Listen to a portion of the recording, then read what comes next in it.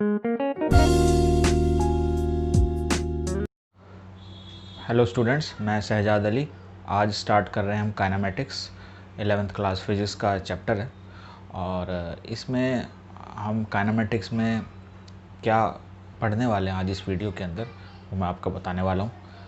Kinematics को पहले थोड़ा समझ लेते हैं हम। काइनेमेटिक्स है क्या? चैप्टर का नाम है आपका, चैप्टर 3 है एनसीईआरटी का, motion in A straight line. तो यानी कि स्ट्रेट लाइन की बात होने वाली है, मोशन जब किसी एक डायरेक्शन में यानी स्ट्रेट लाइन में हो। तो इस काइनेमेटिक्स के अंदर जैसे आप देखते हो कि दो वर्ड हैं, एक है काइन, इसका मतलब होता है मोशन, एंड मैटिक्स, इसका मतलब होता है मैथ्स।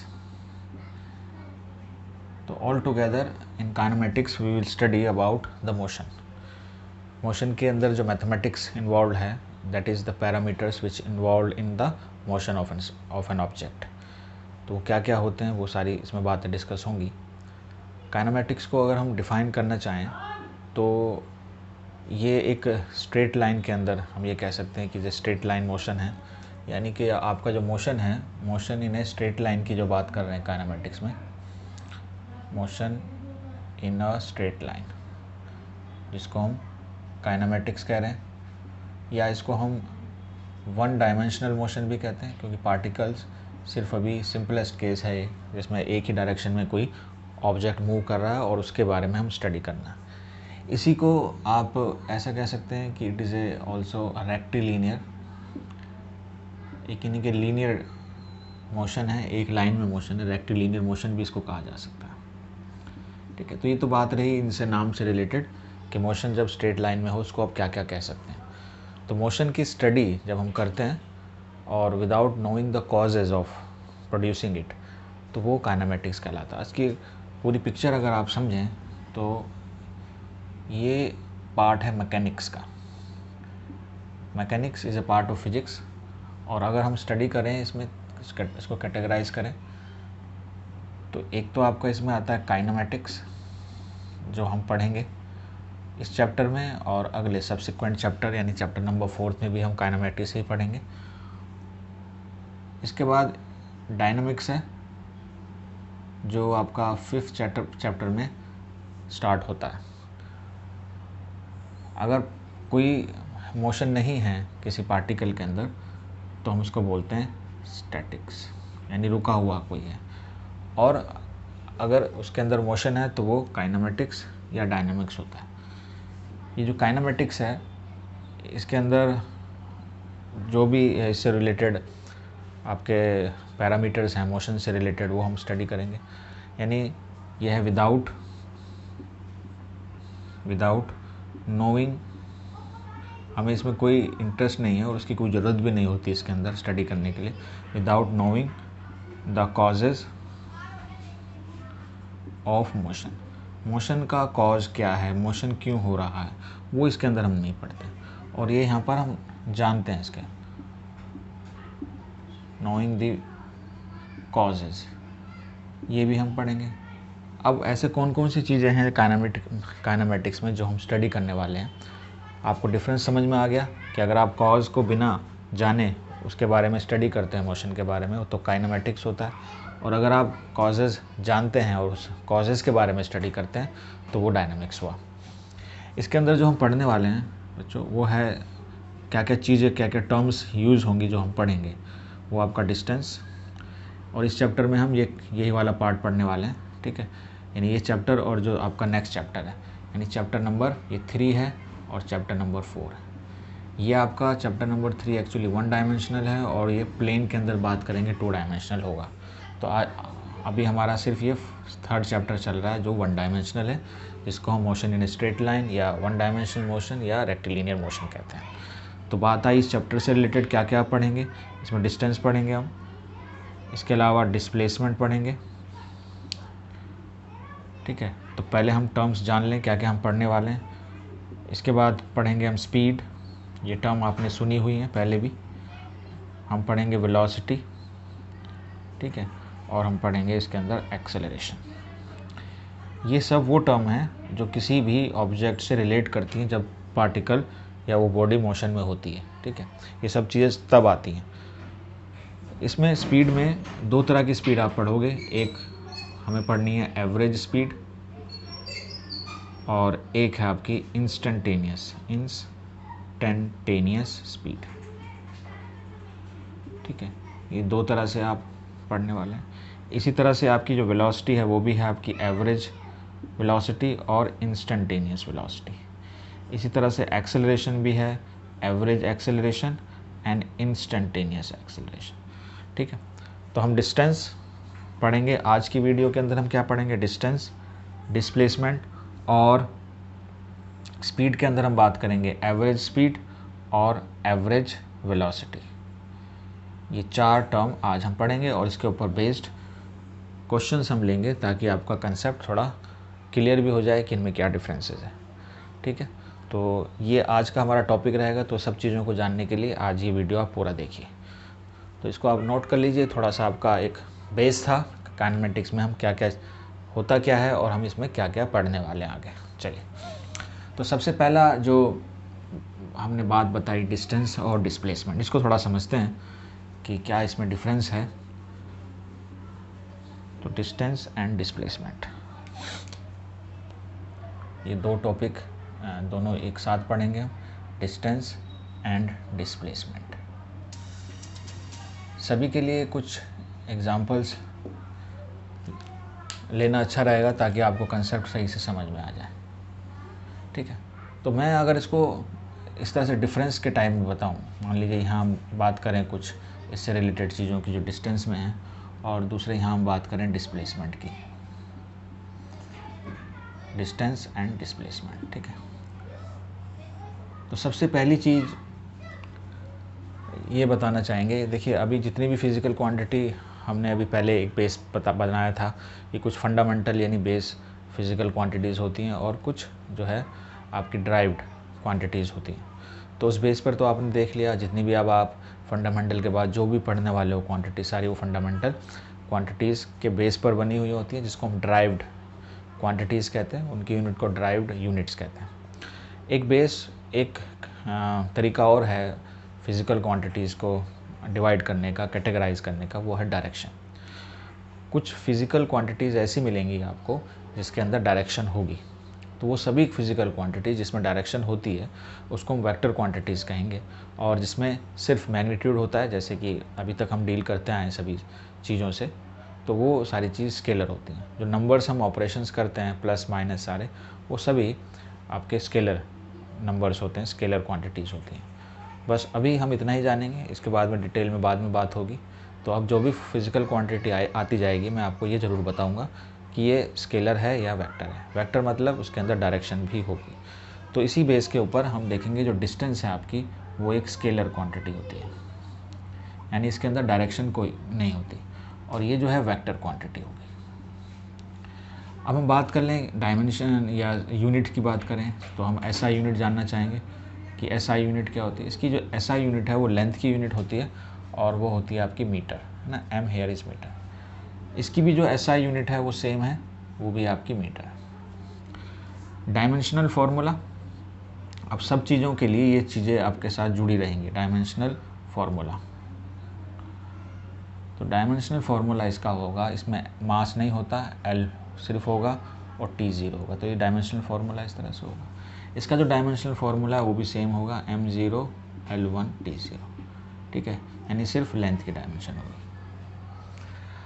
अब दोनों में क्या डिफरेंस है मेन, अभी तक यहाँ डिफरेंस तो सिर्फ आपको ये पता चला स्केलर है वेक्टर है, बाकी ये दोनों चीज़ें सेम ही हैं इसकी, ये दोनों चीज़ें सेम। इसके अलावा ये लेंथ ही से मेज़रमेंट होती है इसकी, तो डिफरेंस क्या है इसको समझाने के लिए मैं सपोज़ आपको ये बताता हूँ कि मेरे पास सपोज़ ये दो पॉइंट हैं, this is point A and this is point B. मैं ए से चलता हूँ और बी पर पहुँचता हूँ, है ना, एंड मेरी चॉइस है मैं किसी तरह से जाऊँ, किसी रास्ते से जाऊँ। सपोज़ मैं यहाँ से जाता हूँ, इस रास्ते जाता हूँ, ऐसे गया और डायरेक्शन चेंज की मैंने और फिर मैं यहाँ पहुँच गया बी पर। तो ये मेरा एक तरीका हो सकता है, मैंने ये पाथ लिया वन।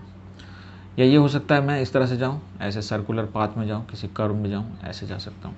ये मैंने एक दूसरा तरीका या दूसरा रास्ता अपनाया ए से बी तक पहुँचने के लिए। या ये हो सकता है मैं इस तरह से जाऊँ, यहाँ मैं गया, फिर मैं यहाँ गया, फिर मैं ऐसे गया, ये भी तरीका हो सकता है। यानी ये मैंने पाथ लिया आपका इस तरह से, तो ये मेरा हो गया थर्ड पाथ। या मैंने क्या कि ए से लेकर बी तक बिल्कुल एक स्ट्रेट लाइन के थ्रू में गया, तो आपको पता होगा कि सबसे छोटा रास्ता मेरा जो होगा स्ट्रेट लाइन के थ्रू होगा। मान लीजिए मेरा 4th है, तो ये सारी लेंथ ही हैं। अगर इसको मैं टोटल बताना चाहूँ तो डिस्टेंस को हम ये भी कहते हैं, it is a total path length. Total path length, जितनी भी आप कवर करते हो डिस्टेंस सारी, उसको हम उस सारे पाथ को जोड़ देते हैं तो हमारे पास डिस्टेंस आ जाती है। डिस्प्लेसमेंट जो होती है, इट इज़ द, इसको हम बोलते हैं शॉर्टेस्ट डिस्टेंस।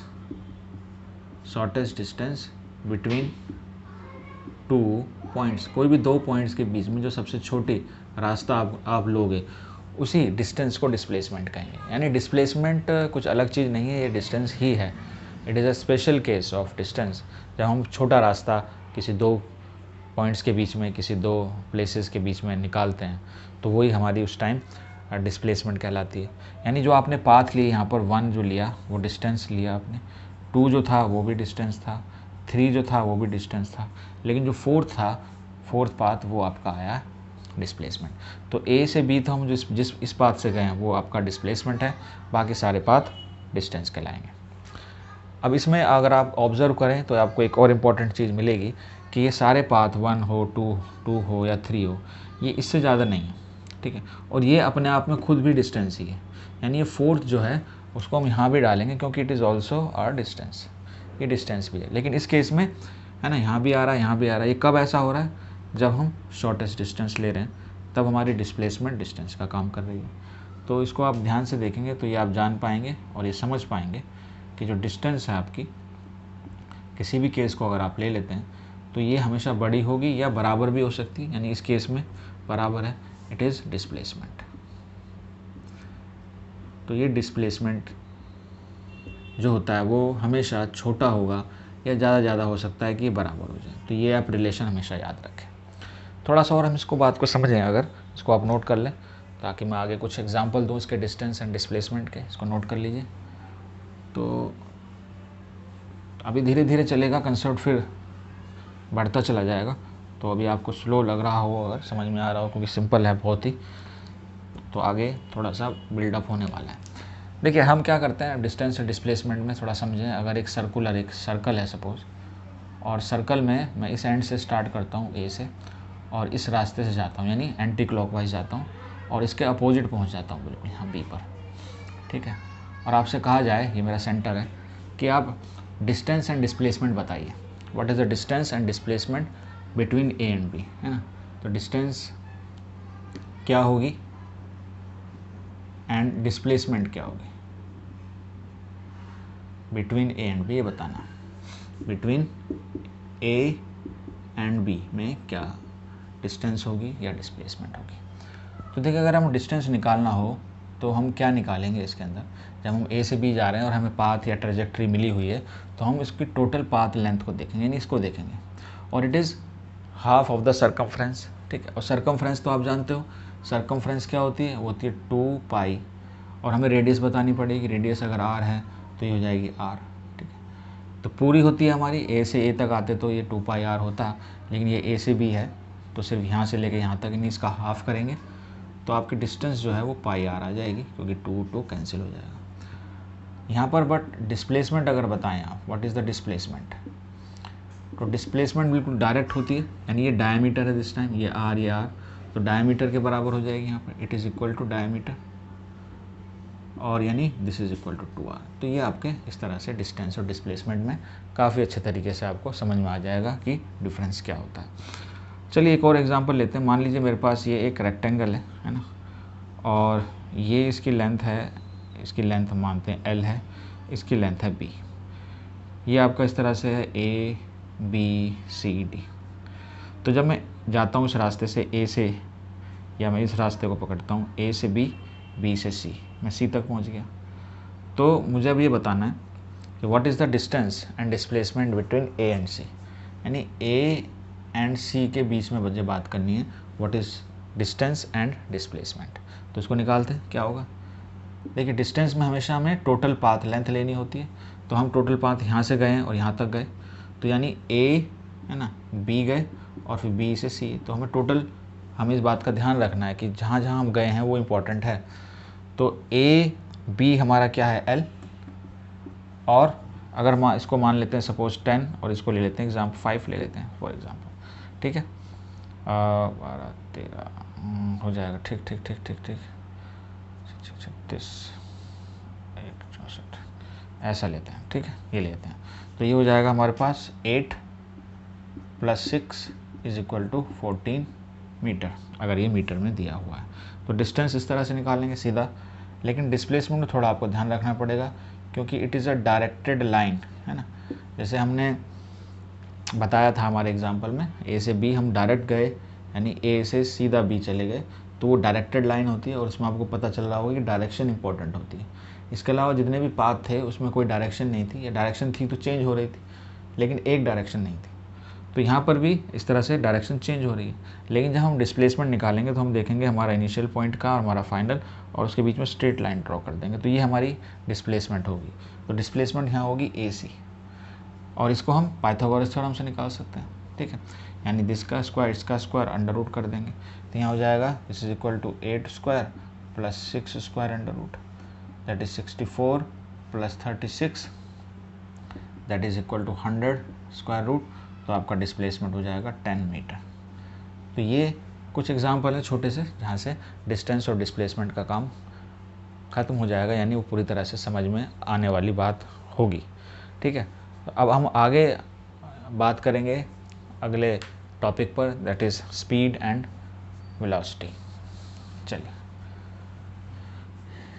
ये आपकी पहली टर्म है, डिस्टेंस और डिस्प्लेसमेंट है। इसमें फ़र्क मेन यही है कि एक स्केलर क्वांटिटी है और दूसरी वेक्टर क्वांटिटी है, और दूसरा कि हमेशा डिस्टेंस जो है वो डिस्प्लेसमेंट से बड़ी होती है और या उसके बराबर हो सकती है। तो अगली बात हम कर रहे हैं स्पीड। चलिए, स्पीड एंड वेलोसिटी ये क्या होते हैं, हम पहले इसको लिख लेते हैं यहाँ पर। अब हम स्पीड की बात करेंगे और वेलोसिटी की बात करेंगे और देखेंगे क्या दोनों, क्योंकि कभी कभी हमें ऐसा लगता है कि दोनों सेम चीज़ें हैं, लेकिन कुछ डिफरेंस भी हैं, कुछ सेम भी हैं, तो ये आप जानोगे तो ही पता चलेगा। तो देखिए, स्पीड जो होती है, इसको अगर मैं समझाऊँ, it is equal to the total distance covered या और the distance covered in a given time of interval. तो ये होता है इसका फॉर्मूला ही, जो हम पहले यूज़ भी करते आए हैं न्यूमेरिकल्स में, मैथमेटिक्स में, डिस्टेंस अपॉन टाइम होता है।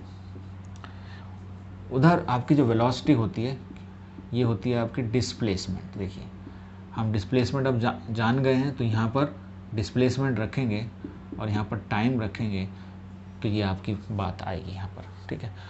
अब यहाँ पर ये समझ जाओगे, डिस्प्लेसमेंट अगर यहाँ पर है और ये वेक्टर क्वांटिटी है, तो ये भी आपकी वेक्टर क्वांटिटी होगी, और यहाँ पर स्केलर है तो यहाँ पर ये स्केलर होगी, ठीक है।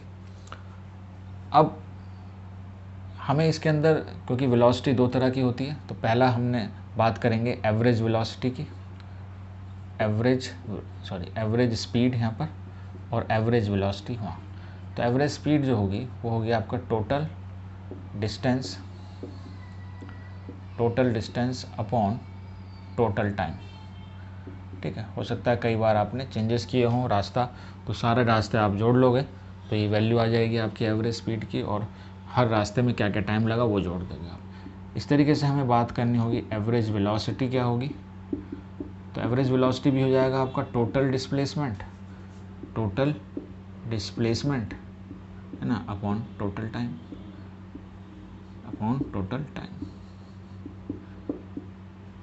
तो अगर जब हम ऐसे एवरेज की बात करते हैं तो एक टाइम पीरियड के लिए बात होती है, यानी किसी टाइम पीरियड में जो भी आपको दिया होगा, आपको पूछा जाएगा कि इसकी एवरेज स्पीड क्या है, या टोटल एवरेज वेलोसिटी पूछा जाएगा, वो भी एक गिवन टाइम पीरियड के लिए पूछा जाता है।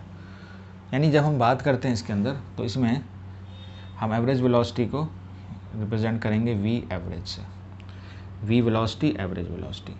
अब यहाँ पर टोटल डिस्टेंस जो है, क्योंकि स्मॉल टाइम के लिए होती है, स्मॉल टाइम के लिए एक फाइनाइट टाइम हम लेते हैं जिसको हम कंसिडरेबल अमाउंट ऑफ टाइम, और यहाँ पर डिस्टेंस को अगर हम रिप्रेजेंट करें एस से और टाइम को टी से, तो ये आपकी एवरेज वैल्यू आ जाती है, यानी एवरेज वेलोसिटी आती है इस तरह से।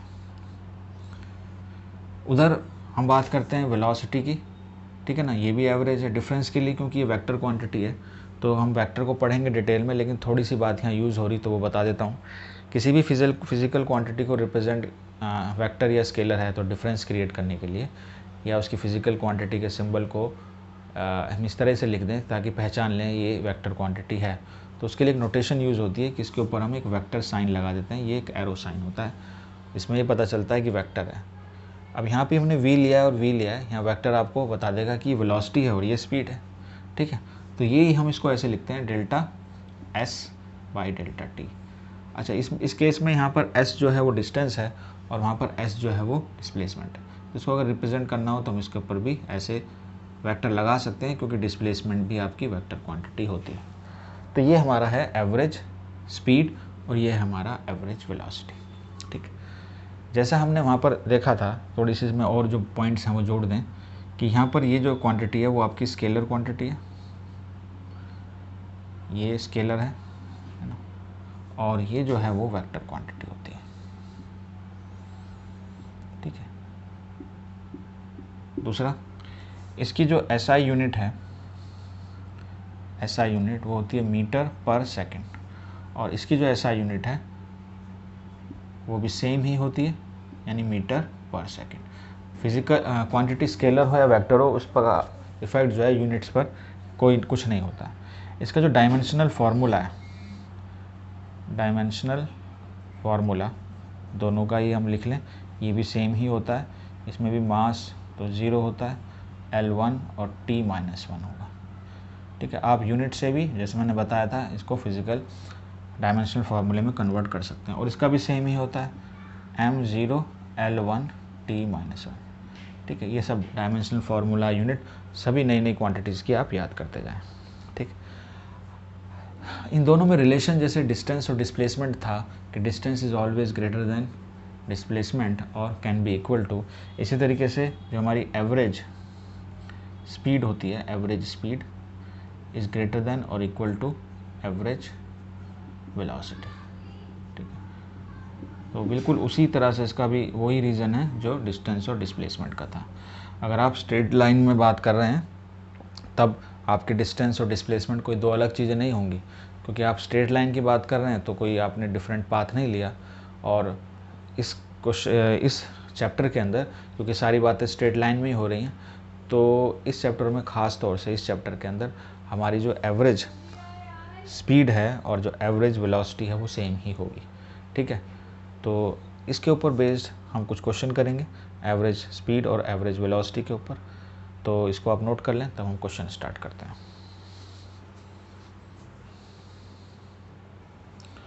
तो अब हम क्वेश्चन करते हैं इसके ऊपर बेस्ड। क्वेश्चन नंबर 1 ले लेते हैं। इसमें है इफ़ अ बॉडी कवर्स, है ना, if a body covers 1/2 of the distance, 1/2 of the distance with velocity v1, यानी टोटल डिस्टेंस की 1/2 तो वेलोसिटी v1 से कवर की, and second half with velocity मान लीजिए v2 से, ठीक है। नाउ फाइंड या calculate find the average velocity या एवरेज स्पीड, एक ही बात है। देखिए स्ट्रेट लाइन में अगर ये है तो एवरेज स्पीड हो या एवरेज वेलोसिटी हो वो एक ही बात होगी। तो हम क्या इसको किस तरह से निकाल सकते हैं, है ना। ये एवरेज वेलोसिटी भी हो सकती है, स्पीड भी हो सकती है। तो यहाँ देखें, अगर हमारे पास इसको समझने के लिए हम इस डिस्टेंस को ऐसे लिख लेते हैं, मान लीजिए ए और बी के बीच में जा रहे हैं और दो इक्वल लेंथ में इसको डिवाइड कर दिया। तो क्वेश्चन के हिसाब से यहाँ पर वेलोसिटी v से चलती v1 से और यहाँ पर वेलोसिटी v2 से चलते हैं। तो हम ये लेते हैं इस डिस्टेंस को कवर करने में इसको टाइम लगा t1 और इसको डिस्टेंस को टाइम लगा t2। ये डिफरेंट वेलोसिटी है तो टाइम भी डिफरेंट लगेगा, ठीक है। तो यहाँ पर हमारी जो टोटल डिस्टेंस है यहाँ से लेके यहाँ तक, है ना, 2 टाइम्स में इसको है, तो हम इसको ले सकते हैं, मान लीजिए x से अगर रिप्रेजेंट करूँ तो 2x मान सकते हैं। x एक्सिस में माना, x को रिप्रेजेंट कर लिया। तो यहाँ हम लिखेंगे टोटल डिस्टेंस क्या हो जाएगी, फिर टोटल डिस्टेंस टोटल डिस्टेंस हो जाएगी आपकी 2x एंड टोटल टाइम क्या होगा, टोटल टाइम तो हो जाएगा आपका t1 प्लस t2। अगर हमें ये देखें कि जो स्पीड होती है हमारी, है ना, स्पीड ये होती है डिस्टेंस अपॉन टाइम, यानी x अपॉन टाइम यानी टाइम t1।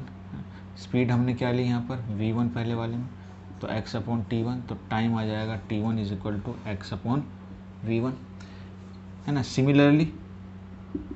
सिमिलरली हम t2 भी लिख सकते हैं विच इज़ सेम डिस्टेंस, लेकिन दिस टाइम वेलोसिटी v2 है, यानी जो आपका टाइम है टोटल वो t1 प्लस t2 है which is x upon v1 plus x upon v2।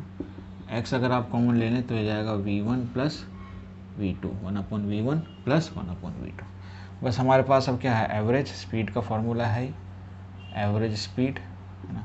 तो ये हो जाएगा आपका total distance which is this, total time t1 upon t2, तो 2x और यहाँ पर आ जाएगा आपका x 1 upon v1 plus 1 upon v2। x x cancel हो जाएगा, वैल्यू आएगी 2 upon 1 upon v1 plus 1 upon v2। इसको आप कैलकुलेट करेंगे तो हो जाएगा 2v1 upon v1 plus v2, है ना। तो जो एवरेज वेलोसिटी है, सॉरी एवरेज स्पीड जो है वो आ रही है 2v1 v2 upon v1 plus v2। तो एक रिज़ल्ट आ गया आपके पास, यानी अगर आपको न्यूमेरिकल वैल्यूज़ दी हों तो आप इसमें डालेंगे तो आपका आंसर आ जाएगा, और ये तरीका है इस तरह से करने का, ठीक है। ये आपका एक पहला क्वेश्चन, एक स्टैंडर्ड रिजल्ट आपके लिए भी है, ये ऐसे भी आ सकता है ये, और न्यूमेरिकल के साथ भी आ सकता है। तो हम अब अगला इसी पे बेस्ड थोड़ा सा स्कोर आगे बढ़ाएंगे इसी तरह के क्वेश्चन को, तो इसको आप नोट कर लें। तो मैं दूसरा क्वेश्चन लिखता हूँ। अगर क्वेश्चन है, ये आपका होगा क्वेश्चन नंबर 2, प्रैक्टिस प्रॉब्लम। तो अगर हम क्या करें, हम इफ़ अ बॉडी, है ना, इन अ स्ट्रेट लाइन, या स्ट्रेट लाइन लिख दें ज़्यादा सही रहेगा, straight line covers 1/3 of total distance, 1/3 of total distance with velocity v1, and next 1/3 with velocity v2, ठीक है। 3 हिस्सों में बांट दिया उसको, पहला 1/3 v1 से, दूसरा 1/3 v2 से, and last 1/3 with velocity v3, ठीक है ना। So find, calculate the average velocity of whole journey, पूरे जर्नी की एवरेज वेलोसिटी क्या होगी। तो इसको समझ लेते हैं थोड़ा। यहाँ से देखिए, हम देखते हैं इस तरह से पूरी टोटल डिस्टेंस है a और ये b होगी, इसको हम 3 इक्वल इसमें डिवाइड कर देते हैं। तो हमने 3 इक्वल पार्ट लिए, तो इसको टोटल डिस्टेंस हम मान लेते हैं 3x, ठीक। तो इस वाले पार्ट में वेलोसिटी है v1, इसमें है आपकी वेलोसिटी v2, इसमें है वेलोसिटी v3। सपोज ये डिस्टेंस कवर की उसने t1 में, ये t2 में और ये t3 में, ठीक है। तो ये जो डिस्टेंस है, तो इसको अगर हम यहाँ से लेंथ निकालें तो v1 इंटू t1 आ जाएगा, वेलोसिटी इंटू टाइम। इस तरीके से ये भी v2 इंटू t2, इस तरह से बात आ जाएगी। या हम t1 निकालें, खाली t1, तो हो जाएगी ये डिस्टेंस। अब ये डिस्टेंस कितनी है, x, ये भी x और ये भी x, तो डिस्टेंस अपॉन वेलोसिटी हो जाएगी x अपॉन v1। इस तरीके से टाइम t2 हो जाएगा x अपॉन v2, और टाइम t3 हो जाएगा x अपॉन v3, ठीक है। अब यहाँ अगर इसको हम निकालते हैं तो सबसे पहले हम क्या निकालेंगे, टोटल डिस्टेंस। लेट, हम इसको मान लेते हैं क्योंकि हम मान के चल रहे हैं, लेट टोटल डिस्टेंस हमने कितनी ले ली, वो हमने ले ली 3x, ठीक है। इन यूनिट, जो भी यूनिट आप लोगे। टोटल टाइम क्या हो गया, टोटल टाइम, तो टोटल टाइम हो जाएगा वो t1 plus t2 plus t3, ठीक है। तो वो आप यहाँ कैलकुलेट कर सकते हो। यहाँ पर वो आ जाएगा x upon v1 plus x upon v2 plus x upon v3। तो x कॉमन यहाँ पर हो गया, तो हो गया v1 plus 1 upon v2 plus 1 upon v3। तो एवरेज वेलोसिटी क्या हो जाएगी, average velocity would be total distance. अच्छा यहाँ वेलोसिटी निकाल रहे हैं तो यहाँ पर हमें डिस्प्लेसमेंट लेना चाहिए था, ठीक है, तो इसको आप डिस्प्लेसमेंट भी रख सकते हैं, टोटल डिस्प्लेसमेंट। तो टोटल डिस्प्लेसमेंट, तो मैंने कहा यहाँ स्ट्रेट लाइन में है तो ये फ़र्क नहीं पड़ेगा, और यहाँ पर टोटल टाइम, टोटल ये हो गया 3x, और ये हमारे पास आया x 1/v1 plus 1/v2 plus 1/v3, तो x कैंसिल हो जाएगा, ठीक है। तो इसको आप सॉल्व करेंगे तो हो जाएगा 3v1 v2 v3, और यहाँ पे ये आएगा v1 v2 plus v2 v3 plus v3 v1, ठीक है। तो ये आपका एवरेज वेलोसिटी आ जाएगी, यानी v average velocity which is equal to 3v1 3v2 3v3 upon v1 v2 plus v2 v3 plus v3 v1। तो ये अगर आप देखें दोनों क्वेश्चन एक ही पैटर्न में जा रहे हैं, यानी आपने इसको 2 इक्वल डिस्टेंस में डिवाइड किया और डिफरेंट वेलोसिटी ली, फिर 3 इक्वल में किया, तो आपके पास कुछ इस तरह से रिजल्ट आया, ठीक है। तो अगर ये नंबर इस तरह से बढ़ता चला जाए, इसको नोट कर लें तो क्या होगा, तो इन दो इलस्ट्रेशन में, दो एग्जाम्पल में हमें कुछ बात समझने में आपको नोटिस की होगी, आपने ऑब्जर्व की होगी, ठीक। अब वो क्या नोटिस की होगी बात कि व्हेन, इसको आप नोट कर लें, when a body cover equal distances in with cover equal distances with different velocities। अगर अलग अलग डिस्टेंस तो आपकी क्या हो, सेम हो, इक्वल डिस्टेंस हो, लेकिन उसमें जो वेलोसिटी है वो डिफरेंट हो, तो एवरेज स्पीड जो हो जाती है, average speed for that case is equal to harmonic mean of individual velocities या स्पीड्स, जो भी आप कहें।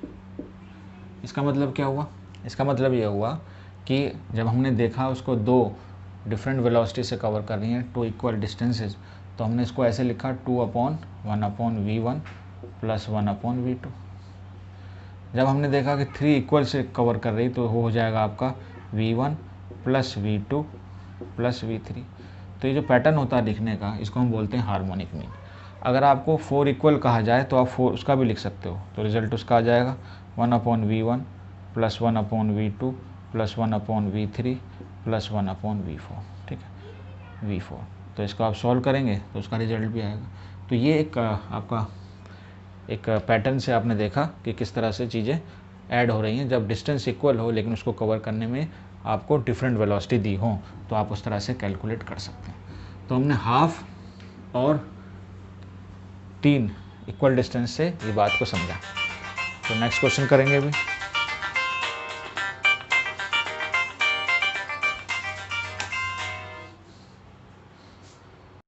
स्टूडेंट, जो अभी आपने 2 रिजल्ट देखे, उसी पे बेस्ड अगर हम कुछ क्वेश्चन लें, हमारा एक क्वेश्चन हो जाएगा 3rd क्वेश्चन है, if a body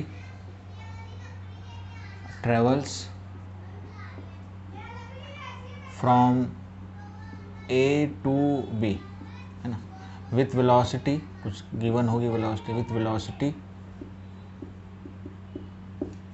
suppose 40 kilometre per hour, and back from B to A ना, with velocity suppose 60 kilometre per hour, ठीक। यानी A से B जाने में 40 किलोमीटर और B से वापस A आने में 60 किलोमीटर पर आवर से जाती है। Then calculate the average speed निकालो और एवरेज वेलोसिटी भी निकाल लेते हैं, एंड एवरेज वेलोसिटी, दोनों ही चीज़ें निकालते हैं तो क्या होगा, ठीक है। तो इसी तरह का अगर आप ध्यान से देखेंगे जो स्टैंडर्ड रिजल्ट था कि हम ए से बी जाते हैं और फिर बी से ए वापस आते हैं, यानी यहाँ से आप चले ए से और आप बी पर गए, ठीक है, तो आप किस स्पीड से गए 40 किलोमीटर पर आवर की स्पीड से गए, और जब वापस आए तो डिस्टेंस सेम ही होगी लेकिन इस टाइम 60 किलोमीटर पर आवर से आए। तो अगर हम आपको ऑप्शन दूँ कि पहला आंसर आपका हो जाएगा 50 किलोमीटर पर आवर, है ना, या आपका बी जो है इसका आंसर होगा 55 किलोमीटर पर आवर, सी हो जाएगा मान लीजिए 48 किलोमीटर पर आवर, या डी हो जाएगा 45 किलोमीटर पर आवर, क्या होगा, ठीक है। तो आप देखें करके कोशिश करें।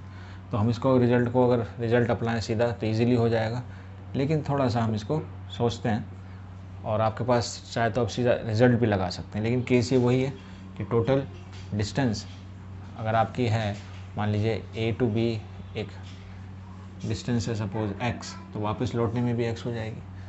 तो एवरेज स्पीड क्या होगी, तो टोटल डिस्टेंस हो जाएगी आपकी 2x, और टाइम जाने में लगा सपोज t1 और आने में लगा t2, है ना। तो जाने में जो टाइम लगेगा t1 वो क्या हो जाएगा आपका, ये हो जाएगा आपका डिस्टेंस यानी x अपॉन v1, और t2 हो जाएगा आपका वही डिस्टेंस कवर करनी है अब वेलोसिटी v2, ठीक है। तो हमारे पास वही कुछ रिजल्ट आने वाला है, इन दोनों को जोड़ेंगे आप तो x कॉमन आ जाएगा 1/v1 प्लस 1/v2, दोबारा वही चीज़ मैंने की। तो देखिए रिजल्ट आपका कुछ ऐसे आया 2v1 v2/v1 प्लस v2। तो इस डायरेक्ट फॉर्मूले में रखते हैं आप तभी आंसर आ जाता है। तो ये आपका 2 × 40 × 60 अपॉन 40 प्लस 60, ठीक है। तो ये होगा आपका 284,800 अपॉन 100, 0 कट जाएंगे तो आपका आंसर आ जाएगा 48 किलोमीटर पर आवर। तो ऐसा लगता होगा कि भाई 40 एंड 60 है तो बच्चे इसको करेंगे, लेकिन ऐसा नहीं है, is the 48 kilometre per hour, ठीक है। तो आपका एवरेज हो जाएगा मीन। वो केस कब आता है वो भी हम केस करेंगे, ठीक है। तो ये क्वेश्चन हो गया। इसी पर बेस्ड हम एक क्वेश्चन और कर लेते हैं कि सपोज एक ट्रेन है ना, अ train covers 30 kilometre distance, 30 kilometre distance, that is half of its journey, जो इसकी जर्नी की हाफ है, with velocity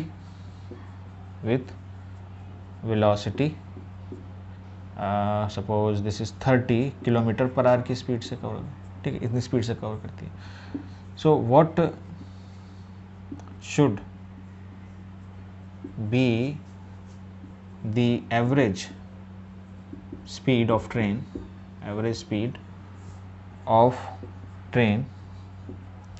such that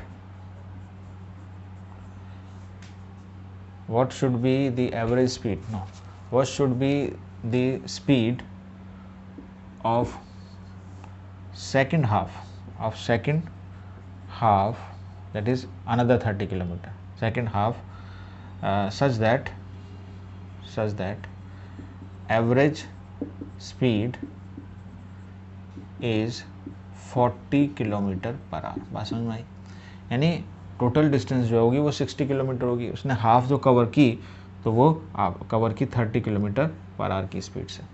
अब अगली हाफ कितनी स्पीड से कवर की वो नहीं दिया हुआ, लेकिन जो उसकी एवरेज स्पीड होती है, यानी कुछ स्पीड से तो कवर की होगी, तो एवरेज स्पीड उसकी 40 हो जाती है, तो वो सेकंड स्पीड क्या होगी, that is also based on this concept. तो इसका आंसर मैं ऊपर लिखता हूँ, इसको आप नोट कर लीजिए। तो इसी पर बेस्ड है वो भी। तो यानी कि अगर डिस्टेंस यहाँ से लेकर यहाँ तक वही मानी जाए आपको कितनी है 60 किलोमीटर, यहाँ पर हो गया आपका 30 किलोमीटर, ये हो गया 30 किलोमीटर, ये जो स्पीड दी हुई है वो 30 किलोमीटर पर आवर दी हुई है, ठीक है। ये जो स्पीड दी हुई है V2 ये हमें नहीं दी हुई, एवरेज स्पीड हमें दी हुई है। तो हम अगर स्टैंडर्ड रिजल्ट निकालें तो आपकी जो V एवरेज हो जाती है ना, वो होती है आपकी 2v1 v2 upon v1 plus v2, तो हम इसकी वैल्यू रखते हैं। एवरेज वेलोसिटी हमें दी हुई है 40, तो ये हो गया 40, ये हो जाएगा 2। V1 हमें दी हुई है 30, V2 हमें नहीं दी हुई, ठीक है, तो 30 प्लस V2, बस यहाँ पर हमें V2 की वैल्यू निकालनी होगी, ठीक है। इसको नोट कर, इसको आप कैलकुलेट कर लें, तो ये हो जाएगी आपकी 60 इंटू V2, और इसको आप क्रॉस मल्टीप्लाई करें तो ये हो जाएगा 30 प्लस V2, ठीक है। इसको मल्टीप्लाई करेंगे तो हो जाएगा आपका 1200 प्लस 40 V2 60 V2, तो इसमें माइनस करेंगे तो हो जाएगा 20 V2 is equal to 1200, V2 is equal to 1200 upon 20, ये कट जाएगा तो हो जाएगा 60। तो जो V2 होगी वो आपकी 60 किलोमीटर पर आवर होगी, तब जाकर एवरेज वेलोसिटी आपकी 40 किलोमीटर पर आवर होगी। तो इसी कंसेप्ट के ऊपर बेस्ड ये क्वेश्चन भी आपका हो गया। अब नेक्स्ट क्वेश्चन करेंगे, इसको आप नोट कर लीजिए तब तक। ये स्टूडेंट, तो average speed and average velocity के ऊपर जो हम प्रैक्टिस कर रहे हैं क्वेश्चन, तो आपने एक रिजल्ट डेवलप किया, उसके ऊपर हमने 2 क्वेश्चन भी समझे। अब एक और रिजल्ट है इसमें, अगर आप देखेंगे, ऑब्जर्व भी करेंगे हम, कि car travels along a straight line for the first half time. देखिए अब डिस्टेंस नहीं है, हाफ टाइम कर दिया मैंने, अब मैं टाइम को इक्वल करने जा रहा हूँ। With speed 50 kilometre and the second half time with speed 60 and for the first half time it is 50 kilometre per hour. Same time period के लिए अब आपकी वेलोसिटीज डिफरेंट है। तो अब हम क्या करें, यानी कि ये हमारा, अगर इस तरह से मान लेते हैं, इसको ब्रेक करते हैं हम A और B में। अब डिस्टेंस इक्वल नहीं है, टाइम इक्वल है, यानी पहला टाइम है T1, दूसरा टाइम है T2। ये डिस्टेंस हम कहीं भी रख सकते हैं क्योंकि डिफरेंट होगी, है ना, यहाँ रख लें ताकि आपको ऐसा ना लगे कि इक्वल है। और यहाँ पर वेलोसिटी V1 है, यहाँ पर वेलोसिटी V2 है। इसको भी हम क्या करते हैं कि हम इसको टोटल डिस्टेंस ले लेते हैं। सपोज़, अच्छा, यहाँ पर ये जो डिस्टेंस होगी ये क्या होगी, इस डिस्टेंस को हम लेते हैं। मान लीजिए डिस्टेंस है आपकी S1, तो S1 क्या आ जाएगी, S1 आ जाएगी आपकी V1 इंटू T1, और यहाँ पर ये हो जाएगी डिस्टेंस S2, वो हो जाएगी V2 इंटू T2, ठीक। यहाँ पर T1 और T2 ये दोनों सेम है, ये हमें बात का ध्यान रखना है। तो एवरेज स्पीड जो होगी आपकी, एवरेज स्पीड वो होगी टोटल डिस्टेंस, यानी पहला डिस्टेंस S1, दूसरे में डिस्टेंस S2, ये डिफरेंट है इस टाइम, और टाइम क्या होगा T1 प्लस T2, है ना। तो S1 S2 क्या है हमारे पास, यह V1 T1 plus V2 T2 divide by T1 plus T2। लेकिन हमारे पास एक कंडीशन ये है कि T1 T2 बराबर है, इसको हम T के बराबर रख लेते हैं। तो अगर हम इसको बराबर रख लें, है ना, इस टाइम को अगर हम बराबर रख लें, T1 इक्वल टू T2, इसको T ले लें, तो यहाँ से हमारे पास क्या आ जाएगा, फिर T कॉमन आ जाएगा और ये जाएगा V1 प्लस V2, और ये हो जाएगा 2T, तो ये T से T कट जाएगा, यानी V1 plus V2 divide by 2। ऐसे तरह से अगर वैल्यूज़ आती हैं V1 plus V2, 2 value divide by 2, या 3 वेलोसिटीज़ डिवाइड बाई 3, ऐसे ही केस आने वाला है। यानी अगर टाइम पीरियड जो आपका सेम हो, है ना, और डिफरेंट वेलोसिटीज़ हो, तो हमारा जो रिज़ल्ट आता है, जो एवरेज स्पीड जो आती है, एवरेज स्पीड, है ना, वो क्या होती है, वो हो जाती है आपकी अर्थमेटिक मीन। तो ये आपका सेकंड रिजल्ट है ना। डिस्टेंस अगर आप सेम कवर कर रहे हो डिफरेंट वेलोसिटीज़, तो आपका हार्मोनिक मीन होता है, और अगर आपका टाइम सेम है ना, और विद डिफरेंट वेलोसिटीज़, तो आपका मीन जो होता है वो अर्थमेटिक मीन होता है। तो हम यहाँ पर अब इसकी सीधा, हम 3 वेलोसिटी होंगी तो V1 plus V2 plus V3 divide by 3, 4 होंगी तो डिवाइड बाई 4, इस तरह से बहुत सिंपल केस बन जाता है। तो ये हमारा हो जाएगा 50 plus 60 divide by 2, that is 55 kilometre. तो सिंपल केस है। सेकंड स्टैंडर्ड एक हमारे बात समझ में आई कि इस तरह से हमें लेना है। अब नेक्स्ट क्वेश्चन जो है, जो लिखा हुआ है मैंने पहले से, इसमें हम देखेंगे दोनों कंसेप्ट का यूज़ करेंगे, ठीक है। क्या है, इस क्वेश्चन को समझ लो। A body travelling along a straight line traversed 1/2 of the distance with velocity V0। तो यानी 1/2, तो यहाँ पर हाफ किया गया है, यानी A B को 2 हिस्सों में बांटा गया है, ठीक। इसको हम 2x ले लेते हैं, तो हमने इसको मान लिया 2x, ठीक। तो ये पहले वाला कंसेप्ट होता हुआ नज़र आ रहा है। उसके बाद द रिमेनिंग पार्ट, यानी इस वाले में स्पीड आपकी है V0, the remaining part of the distance was traversed with velocity V1 for the half time. यानी अब जो बाकी बचा, इसमें 2 टाइम के बराबर हिस्से कर दिए, तो एक में आपकी वेलोसिटी V1 और एक में आपकी वेलोसिटी क्या होगी, other half of the time velocity V1 and the half time and the other velocity v2 for the other half time, तो ये वेलोसिटी v2, ठीक। तो यहाँ पर मान लीजिए टाइम t1 के लिए और ये टाइम t2 के लिए, लेकिन ये टाइम दोनों इक्वल हैं, ये t1 और ये t बराबर है। इसमें कहाँ डिस्टेंस है इक्वल, वो हमें बराबर नहीं। तो इसमें सपोज टाइम लगता है आपका t, इसको t1 कर देते हैं, ये t हो गया और ये t हो गया, ठीक है, ये भी t हो गया। तो ये वाला केस है। इस पूरे केस के लिए हमने दो इक्वल डिस्टेंस की, तो डिस्टेंस इक्वल डिस्टेंस का केस आ गया, और इस नेक्स्ट हाफ के लिए इक्वल टाइम का केस आ गया, ठीक है। तो इसको कैसे सॉल्व करेंगे, तो यहाँ पर हमें निकालनी है वही एवरेज स्पीड। तो एवरेज स्पीड निकालेंगे तो हम क्या करेंगे, total distance upon total time, तो टोटल डिस्टेंस तो आपकी होगी 2x, सिंपल, हमने 2x ले लिया इसको। टाइम क्या हुआ, टाइम हुआ t1 और ये t प्लस टी, ये हो गया 2t, ठीक। तो क्या हम यहाँ से इन सब चीज़ों को निकाल सकते हैं, ये क्या होंगी वैल्यूज़। तो t1 की वैल्यू क्या होगी, आपके पास v0 है, आपके पास t1 नहीं है, आपके पास t भी नहीं है। तो इस केस में अगर बात करें तो ये अगर x है तो ये हमारा x हो गया इतना, और ये भी हमारा x हो गया। तो इस x में दो चीज़ें, ये डिस्टेंस है और एक ये डिस्टेंस है। ये डिस्टेंस s1 है, ये डिस्टेंस s2 है, यानी s1 प्लस s2 ले लें। s1 हो जाएगा आपका v1t प्लस ये हो जाएगा v2t, यानी t आ जाएगा आपका v1 प्लस v2, ये x के बराबर।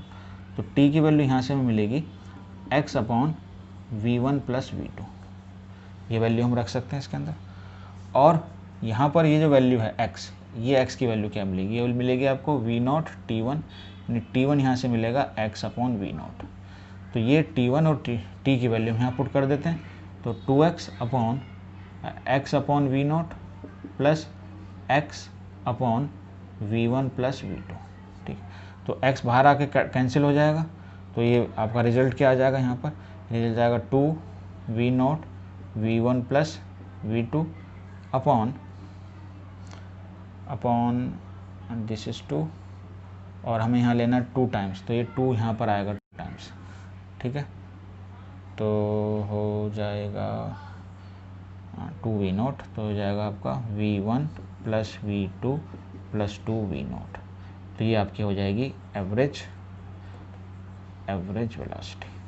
तो ये दोनों केस इसमें मिक्स थे, इसलिए ऐसा हो गया है। दोनों केस मिक्स हैं, वो आप समझ सकते हो किस तरह से होंगे।